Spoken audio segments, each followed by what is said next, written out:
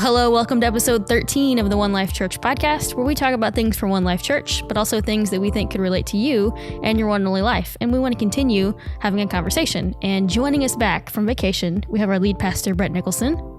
Hey, Sarah. It's great to be back. It really is. And I sound rested, don't I? Yeah, you do sound rested. Right. What was that like? Did you have a good, nice break? No, it was. It was a great break. I really did. Yeah. It's important to take breaks, especially this time of year. Very much so, this time of year. And what I have learned on a serious note when it comes to the break thing is mental break is more important than the physical break. Because most of us work in mental jobs, mental-oriented jobs. And if you keep thinking about your job while you're on your break, that's a mistake. And someone taught me that a few years ago, and it revolutionized my rest periods. And now I made it where I didn't allow myself to think about my normal job or routines. Yeah. And so I haven't thought about it at all until today. I feel like it's got to be a little more difficult, like in today's culture where, I mean, you can get information from your phone really quickly. You can see an email or a text, and to not respond to it, that's hard. Yep. You got to just let it all go because it'll be there when you get back. That's true. That's what I was trained to. The guy said, hey, just remember you're resting up for when you get back because you are going back and you need your mind fresh because your mind will get in ruts and you don't have a creative thought at all. Creative thought needs expansion and rest. So I'm ready. Well, cool. We're glad you're back. And joining us today on the podcast, we have our executive director of One Life Church, Natalie Jaranowski. Hi, Sarah. Hi, Natalie. Great to be here. And then joining us for a second week in a row is Matt Breivogel. Hi, Sarah. Hi, Matt. Great to be here. Man, you guys all said the same thing. Good job. It's pretty great. And Matt actually got to teach yesterday at One Life Church and kind of started a conversation. We want to continue that today. So, Matt, I'm going to ask kind of first of all, if you can kind of give us a little bit of an overview of just some of the story that you got to talk about yesterday. Yeah, we're going through shadows, looking at stories in the Old Testament portion of the Bible that we can see how they point to Jesus and how he fulfilled those things. And God just put it on my heart to pick kind of a weird one, for being honest. It's a story about people getting bit by snakes as judgment from God as they complained in the wilderness. And then God has Moses make a snake out of bronze and put it up on a pole so they can look at it and get healed from that snake. And then Jesus references this passage in John chapter 3 and says that he'll be lifted up like that snake was lifted up. Anybody who looks at him gets eternal life. And that's what we got to talk about. That's a lot of cool stuff. Can I ask you a question real quick? You said you felt like God wanted you to do a weird one. Yeah. Was that the story itself or God said, pick out a weird one? I think it was the story itself because when we started talking about the idea of the series, that story popped in my head and wouldn't leave. Yeah. And it just is not one that you normally just, you know what? Let's talk about, because everybody relates to being bit by snakes. That's right, snake on the pole. And then the snake on the pole, like. It's true. That's a good point. But it's in there, and it's fun. And I think it piques people's interests, even though it's weird. And so that's I like to talk about stuff. Yeah, it was fun to study, I'm sure. Yeah. When do you think like that became something that popped into your head? Like when was that story something that became something you thought about? Like not just for this message, but in general, because when you taught on it, I mean, I'm sure I've heard it, but it wasn't something that was like, oh yeah, I remember that story. I had to really think about it. That's a great question. It probably came more out of studying John than out of studying Numbers. I'll tell you that. Like, I mean, that's just, if I'm being honest, I was probably, I don't remember how long ago I first came across it and looked into it. But just probably in studying through the Gospel of John. And if you're just looking at that, passage, chapter 3, which is a fascinating chapter in itself, it's one of my all-time favorites, and it sticks out like a sore thumb. But what we were talking about a second ago, though, sometimes you just glance right through it because there's all this other stuff going on. Like John 3:16 is the following verse, So I don't know, probably just studying John, and then it's not a story you forget easily. Right. Natalie and I talked about that this morning. We were just having conversation talking about your message, which is great, having conversation after that. And if you haven't listened to Matt's message, you can do that on the One Life app or at onelifechurch.org. I actually added messages at the top because someone said they were having a hard time finding it last week. So we're trying to make it really easy for you to find messages on our website. But we were talking about how often we know the verse John 3:16 and probably have read even after that, or it's right before, where it talks about the serpent on the pole. And I never, we were talking why did I never go back and say, what's that mean? I don't think I know that. Oh, I know. I've read that chapter so many times before, and I think I've just sort of glazed right over it and not even thought about it. And then I was like, I actually kind of wanted to look it up and make sure you were right that it was there, because I was like, what? I appreciate that. I need that fact check. Fact check. Wait a minute. I've never read that. And then there it was. So I have read it. It and was ignored confirmed, it. everyone. That It was confirmed. It was actually in there. Good. I wonder if we just see like, oh yeah, Moses did something, blah, blah, blah. Keep going. John 3:16. Yeah. That's Like, wait. We're about to get to the good one. Yeah, that's right. It's coming, but it helps you understand the good one on a lot deeper level if you go ahead and reference that, because that was, and I guess our point is in the shadows thing is that was, first of all, Jesus. Tim Keller called his Jesus' operating system of his mind was the Old Testament, and that's where everybody around him thought. And so when he was talking to a Jewish scholar, he would have gone back to that point. Those stories were very, they had heard those stories over and over and over and over and over again, and so they would have naturally had all that visual imagery to go with it. And so it becomes a lot richer when you go ahead and immerse yourself in that world instead of making it your own.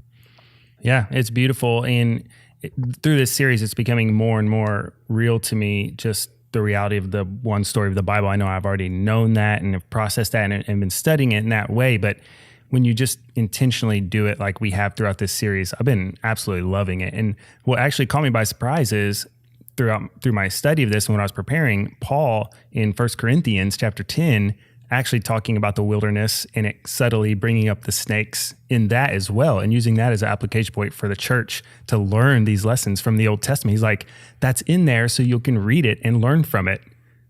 Paul's saying that in the New Testament. It's powerful. Yeah. It's good stuff. And he warns them not to grumble. Yeah, he does. That's a nice little warning there. That's right. Speaking of, Matt, we do have to highlight, I loved your translation of the original Greek translation there that you did. Hebrew, thank you.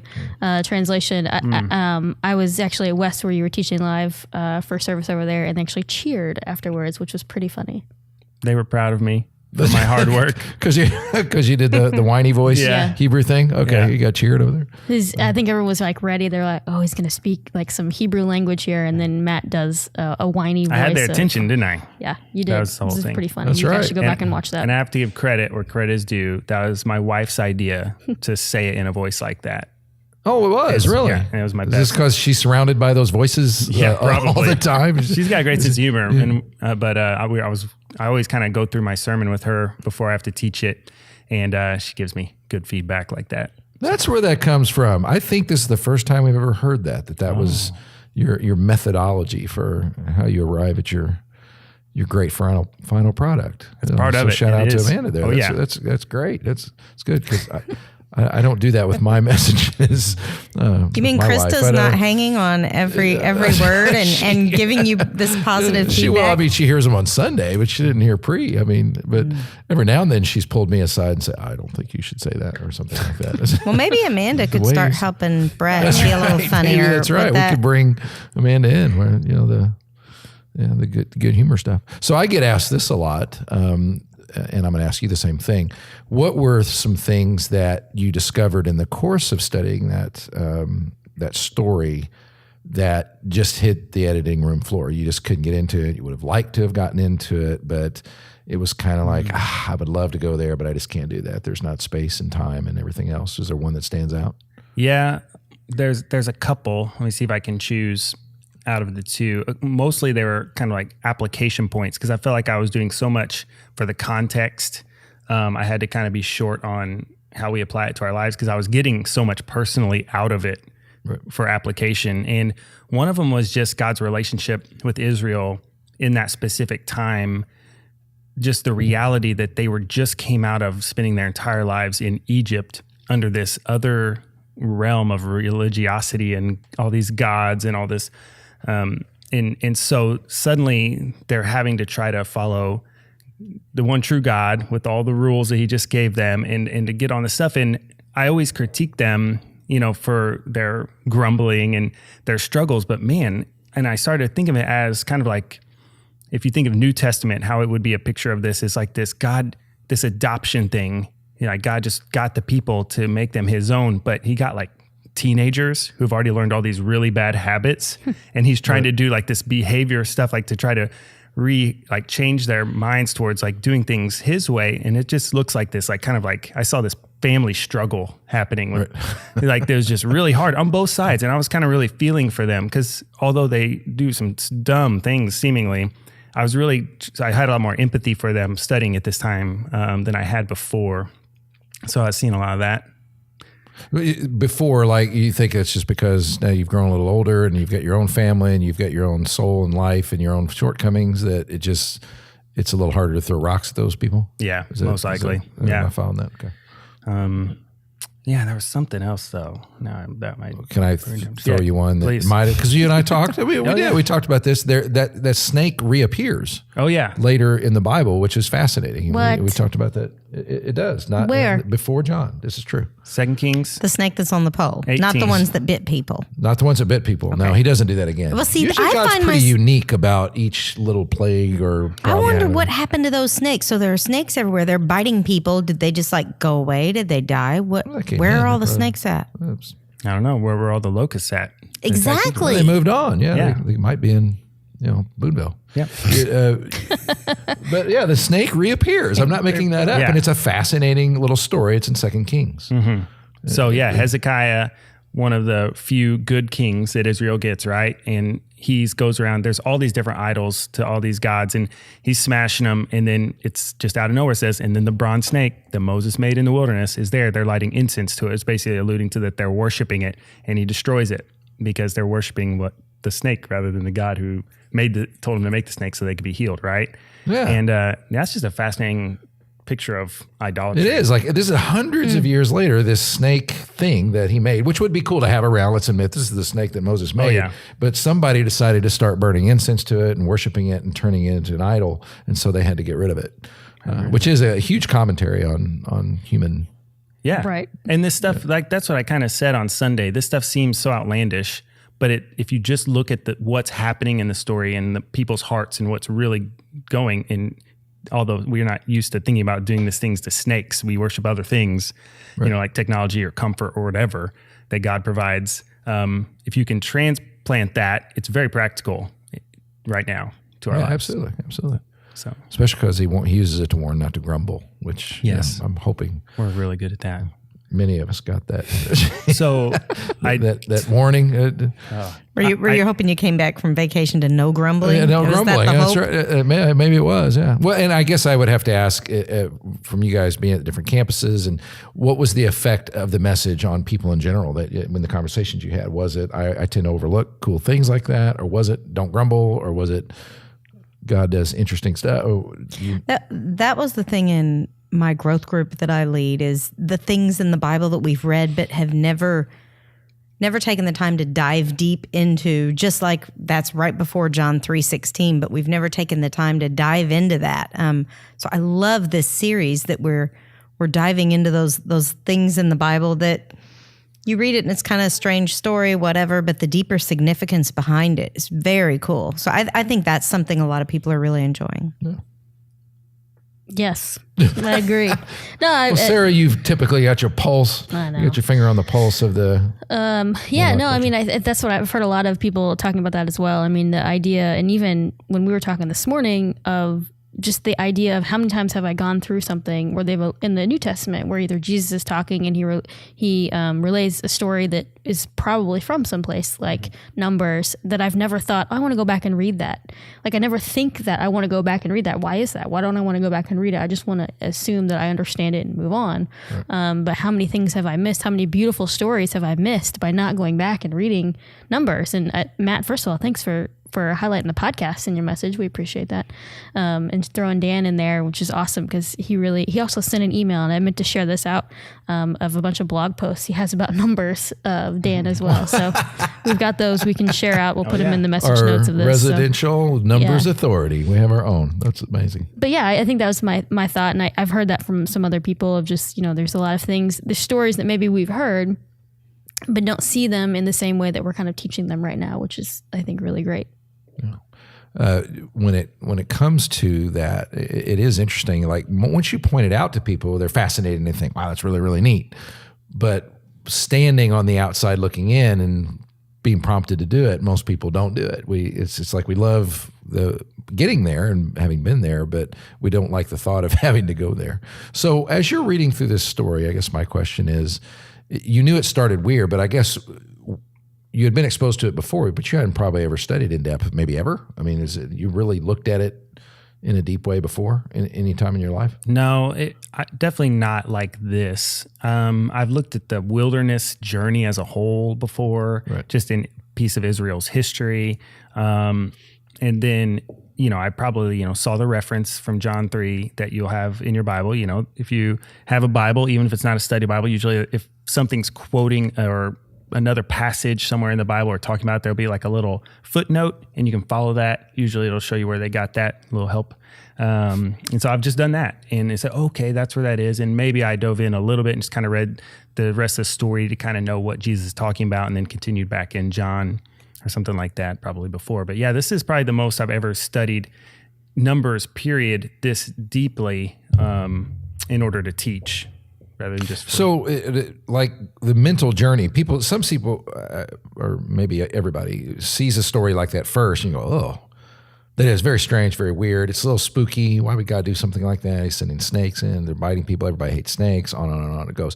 So kind of mental journey with me, like you went maybe from that surface thing to starting to cross the bridge into, I see something else there. I mean, Can you talk to that a little bit about? Yeah. So in my mind, when you're looking at pictures of Jesus in the Old Testament, when Jesus himself gives you one, that excites me. That's at least kind of like, okay, well, this should be on some level an easy one. They're not going to work too hard I have to make the one-to-one, correlation there. And so one, I get excited about that. And two, because that's how I look at a lot of times, I said this last week, how the New Testament uses the Old Testament is fascinating to me. That resource that you let me use is really good, that book. Yeah. But then weird stories are fun to me. Like I want to know why snakes. I want to know, I don't get really bent up out of shape on when God does really weird stuff. I care about it and I think about it, but it doesn't affect me like some people do, and that's okay. I think we all kind of struggle with different things that God does for different reasons. So I just wanted to know more about it. I got real excited historically, okay, what would this thing have looked like? And they've actually found an ancient copper serpent, Midianite worship serpent from this time period that might have been made from the same area. Yeah. And so this saint could have been made out of bronze. The ancient Hebrew word for bronze could also be used for copper, apparently. I don't know. It's what people say on research places. So anyways, but the one they found is not very big. I always imagine this thing big, and who knows what it could have looked like. So, but they found one, it's like a few inches long, and it's, kind of curled up, and it's just this little snake thing that people would have worshipped. And so there was a lot of that serpent type of snake mythology and worship in different cultures in that time. And obviously that was a big deal in Egypt. There's tons of that. And so that kind of added into the feel of what the Israelites might have been thinking when they thought of snakes and all of that, I think. So that was kind of fun to research that part of it. Yeah, absolutely. Why are snakes, like, why is that a thing? Like, it's creepy. Snakes are creepy to me. Like, they freak me out. Natalie, I'm sure, is not. She's not afraid of snakes. Doesn't bother me a bit. See, I like snakes. No. Has that always been that way? Yeah. You didn't have to really, even though it was your 5-year-old girl was walking, hey, there's a snake. Oh, no, I mean, like I lived kind of out in the country, and I would catch garter snakes and stuff and chase my sister with them. Wow. For heaven's sake. Yeah. If somebody put like a python in your hands, you'd hold it. Like, no big deal. Absolutely. Absolutely. I'd be nervous. I'd be scared. They don't bother me a bit. Isn't now, it biblical that you're supposed to be afraid of snakes? Spiders are a different thing altogether. They have too many legs. They go places you can't keep an eye on them. They're fast. Seeing spiders don't bother me. See, there could be one on your head right now. You wouldn't even know. I love, like, I have this mental picture of you as a kid running around with snakes like nunchucks, just running around, just swinging them. That's pretty accurate. Now, is your sister to this day scared of snakes? Because you were, see this. At least got some balance in there. Okay. Yeah. No, but snakes do all kinds of good things for the environment. Like, if you find a black rat snake in your yard, be happy. You will have no mice. Okay. Well, there you go. Oh, they're fantastic. Now would you rather go into your kitchen and find a mouse or a rat or a snake? A snake? I would take a snake any I'd day. take a mouse. Any day. I found Any a day. snake My in my toes are kitchen. cringing.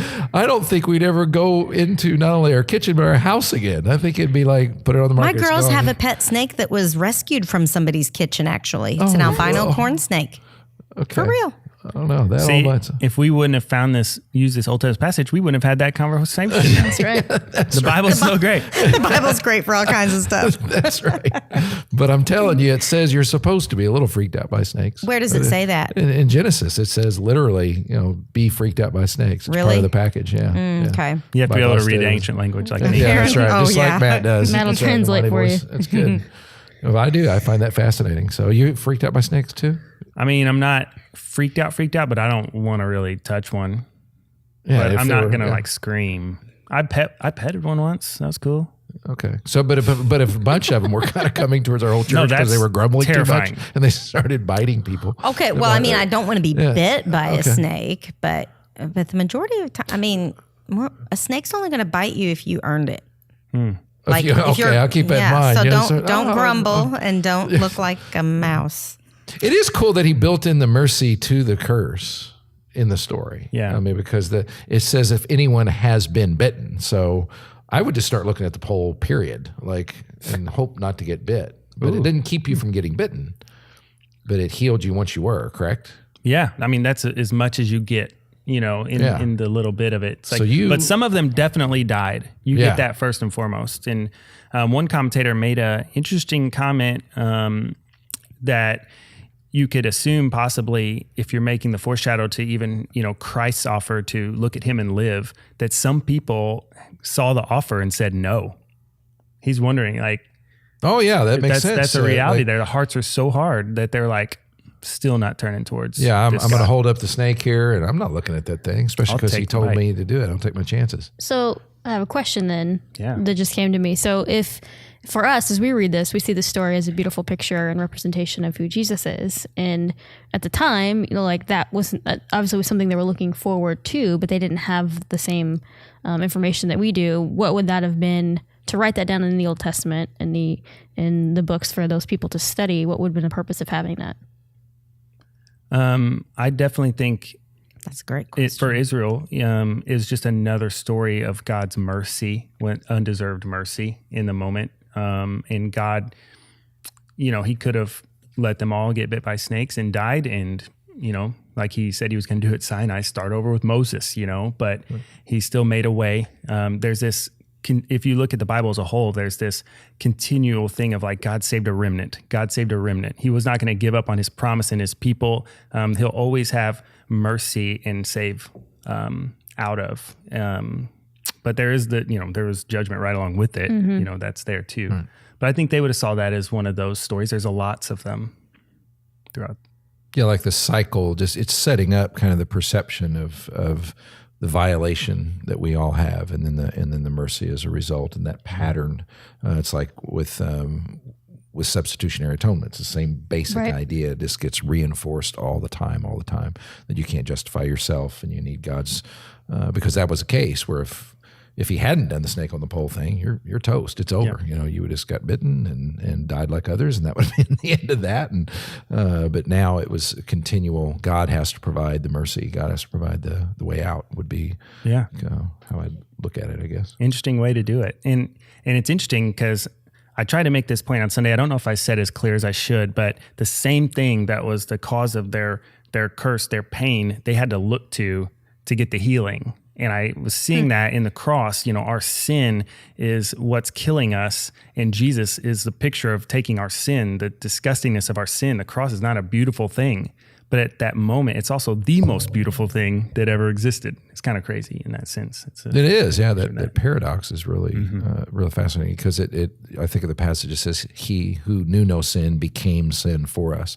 And I heard somebody compare that to the snake on the pole. Like, why did he put a snake up there? Why didn't he put something that looked like an angel or a mouse or it's anything that looked or a spider or something that somebody that wasn't? Why did he put something that was? Why a snake? Because that could have been a symbol for what sin itself would look like, and it was associated that way or whatever else. It's fun to try to interpret all those pictures.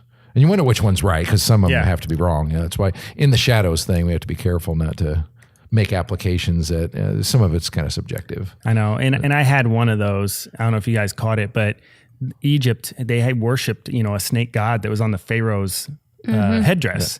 Yeah. And, God, when he did all the plagues on Egypt, he was systematically showing that he truly was God over all these things that they would have worshipped or had as idols and all of that. And so maybe this was another thing that he was trying to show the people, snakes, I'm above those. I'm going to use snakes. I'll show you that I truly can heal and do all that stuff. But it's not saying that he does that. I'm just wondering. I know. And you presented it that way, though. I mean, it's a good thing to win. You're probably right. I think you might have been onto something, because it was a cool insight.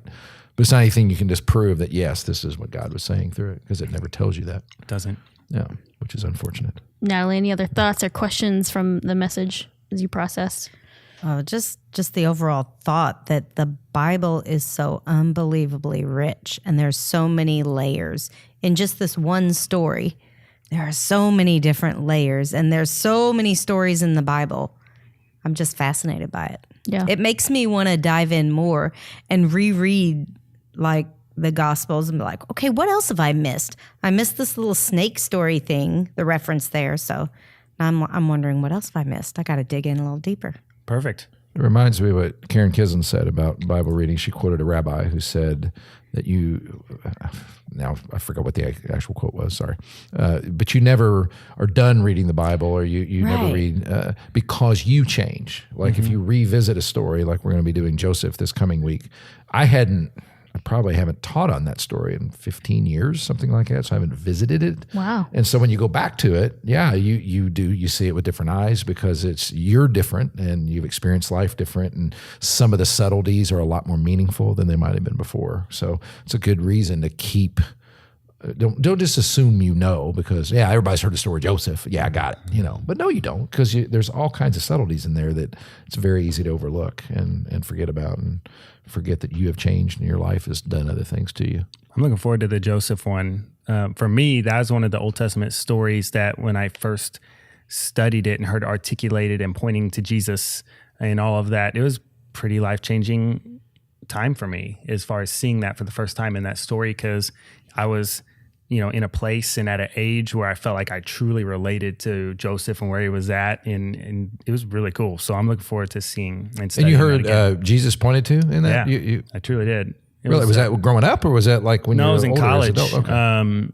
Okay. So this is probably the first time I'd ever heard this done in the Old Testament, and it was really cool for me. I was at a church that preached through the book of Genesis, starting, and then so, how Jesus is the greater Adam, who was tempted in the garden, but yet succeeded in trusting God. And Jesus is the greater Abraham, the greater Isaac, Jacob, Moses, Joseph, all of that, the tabernacle, the, Ark of the Covenant. And it's just going through. Oh, okay. Well, that's a little farther than Genesis, but you know what I mean? So. Right, sure, yeah. Old territory to you then. No. That sounds cool. It changed how I read the Bible. It was really awesome. Yeah, I'm sorry. I got distracted because I was thinking that, one, we had talked about this not too long ago, that we wanted to hear a little bit of Matt's kind of story of how the Bible became something more than, I don't know, just something you had to do. It's something you wanted to do, something you kind of found excitement in. Is that part of that story for you? Yeah, probably one of the biggest parts of it is kind of finally hearing that, a Sunday morning message is a lot bigger than hearing the story of Joseph and how does this help me be a better person like Joseph and run from temptation, right? Which is a great application point. It's right there. That was a pretty serious temptation, but showing how Jesus was the fulfillment of that and did that for all of us so that we can have that righteousness, that he was even better, and that was huge for me, because I would have never even read it like that before hearing that walked through in a church service. So that was cool. Yeah. And so, that definitely started me on a path. It's pretty awesome. Natalie, what about you? And is there a time that you can think of where we've kind of been asking people when they come on the podcast, what was there a time for you that, I don't know, the Bible just kind of changed into something different for you? Yeah, well, yeah. I think when I first became a believer, like really, I kind of grew up with sort of the, I like Jesus, whatever kind of. But when I really became a believer and a follower of Jesus, I was reading the Left Behind series. Ooh. Yeah, right. And I know there's a lot of opinions out there about the series or whatever, but the book was referencing different things in the Bible, and maybe it speaks to my skeptical nature, but I was like, what? That's not in there. Let me see. And so that's when I really started reading the Bible. It was more out of a fascination of, I never knew that was in there. I had no idea. And then as far as like the shadows of Jesus that are in there, this is really kind of funny, but somebody bought one of my kids this Jesus Storybook Bible. And I was reading it to him one night, and it has like, all the stories of David and Goliath and Daniel in the lion's den and all that stuff. And every single story ended with a little thing that one day God was going to send another rescuer who was going to be able to do this. And I was like, wait a minute, that is like a shadow of Jesus. And so a kid's storybook actually kind of opened my eyes to the fact that the Old Testament wasn't just some old kooky stories. Yeah, I need to get a hold of that. Not that I meant to call the Bible kooky. Okay, no, I mean, understand. cool stories. Yeah, to us, things can sound a little kooky. Ryan asked a great question about that last week and totally threw me off. And Did he? Yeah. Oh. Yeah. He asked, what do you say to people who kind of read or hear some of these stories from the Old Testament and think those are really radical, those are really weird? Like, how do you explain that to someone who doesn't doesn't really have any background information or knowledge on it? And I thought Matt would totally answer that when he looks at me and nods his head like, go ahead. What'd you say? You have to go back and listen, Brett. I do. I have back to and listen. listen. Yeah, that's right. And I would have listened, but I gave myself the rule. I can't that's listen great. to any One Life stuff. Well, Well, you could vacation. respond to it now, Brett. What would you say to somebody who asked? I'll give you the I would context. say, hey, you need to listen to Sarah's answer on this It wasn't podcast great. because It wasn't is great. absolutely It was okay. amazing. When he asked it, we were talking about, in Numbers, they're talking about the people who will pack up the tabernacle and how detailed it is. And there's severe warnings to when you do things like that wrongly or handle the Ark of the Covenant wrongly or something like that. And he's like, that sounds super radical, right? And he posed that question, it's like, Sarah? So, Thanks, Matt. I did throw a Hogwarts reference in there, so you have to. Oh, okay. So let that be a little hint there. Got It's, weird. Hogwarts. Got weird. That's good. Yeah. Wow, we've already hit kind of 30 minutes, which is crazy. I feel like That we is just started crazy. talking. That's right. Good. Gosh, Well, I always want to talk more. Yeah. Well, fire away. Well, Go ahead. Dude. I do have a question that we'll kind of close with. It's different, and I didn't let you know this question beforehand, so it's from Kyle, and Okay. yeah, so it's a little bit longer, so I'm going to read it in its entirety, and then we'll. Its entirety? Well, it's a few sentences. There's an intro. Okay. So the question is, what is the Sheol that Jacob, the father of Joseph, refers to in the book of Genesis? Also, what's the significance of the phrase, you would bring down my gray hairs with sorrow to Sheol? And the same story. It's repeated a few times in those chapters. I heard it once that repetition in the Bible is a clue to something is important, but I'm just not getting the context here. Is there something that would have been culturally significant at the time that we're no longer have a category for? So is this for just Anybody, not me. I'll let you go ahead, Brett. The specific reference I'm trying to pull out of my head, but I know that the concept of Sheol is important because there wasn't a fulfilled or a filled out view, if you were an ancient Hebrew before Jesus, especially in that time, of life after death. They didn't even view that you had life after death. You had a shadowy existence, and that's Sheol, and it's that for everybody. It didn't matter how good you were or bad you were, anything else. To die was to be conscious, but barely, and it's a very shadowy, foggy sort of existence that's how they viewed death. Like they couldn't conceive of the soul is absolutely gone because the person is absolutely gone, but the person exists in an existence that's not really, no one praises you in Sheol is kind of the idea. You hear that the psalmists talk about that. And there's a whole, C.S. Lewis does a great bit on that. They're about how in ancient Jewish tradition, you didn't have the reward of eternal life and the significance of that and why, and the promise of heaven or any of those things. It was for this life to glorify God, and that adds a whole new twist to things. But again, their definition, as I understand it, was Sheol was this barely conscious, sort of shadowy existence in the next life, which meant death. But not so much that you were just kind of unconscious, but you were somehow conscious, and maybe God. And then later, the tradition of the resurrection and all that kind of. That's why the physical resurrection is so important to them as well. We offer a book called "The Resurrection of the Son of God" by N.T. Wright. It's in our lobbies. It's very, very thick, big read, but it's great work on that. But he gets into that whole thing about Jewish people and how they viewed the resurrection and why it was so important for a physical resurrection to be present, because they couldn't imagine a disembodied existence beyond just the Sheol thing, where everything was just barely conscious, if you will. Does that make any sense? I hope. Yeah. Okay. I think so. I mean, I learned something I didn't know for sure. I just imagine like my mom saying like, "Boy, you're going to be the death of me," when she says that. It sounds like a cultural phrase of the time, possibly, or something like that. But that's why he would have said it. You're going to bring my old head down. But when they said Sheol, they had a picture in their head of this is what death was, and it was just this place where I go and I'm not living, I'm not praising him, but I'm just kind of conscious. Okay, glad it's not that, in my view. That's right. And that would be a little depressing to have that. Yeah, we have a more filled out. I want to live in a golden mansion.